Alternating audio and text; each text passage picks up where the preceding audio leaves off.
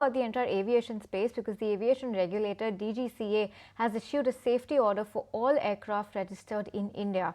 All affected airlines must complete the required inspections by the 21st of July this year and submit inspection plans and reports to the DGCA. For more on the findings and what this means for airline safety, let's go across to our reporter Samir, who filed this report earlier with all of those details.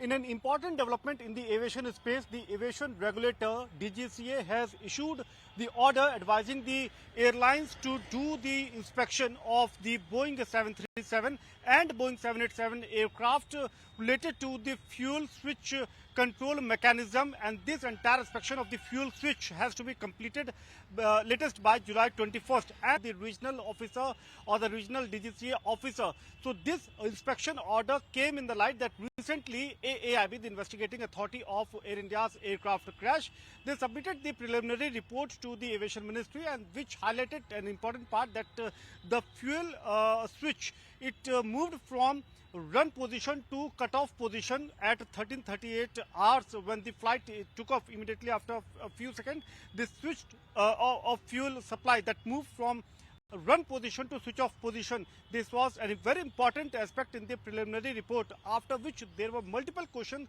that were raised related to the safety of the aircraft related to this particular aspect of fuel control switch. And in the same light, DGCA has ordered that all the airlines, they have to complete the inspection of the fuel switch control mechanism by July 21st. And not just the Indian aviation regulator, a couple of other international airlines, they have already started the inspection following the US FAA guideline or the recommendations. For example, Singapore Airlines, Etihad, and even South Korean Airlines, they have already started the inspections. And another important development also came in, where Air India CEO Campbell Wilson wrote a letter to the employees mentioning that the aircraft had undergone the mandatory maintenance, and there was no issue that was reported. Even the pilots, they have undergone mandatory pre-flight breath analyzer test, and no medical observation was done.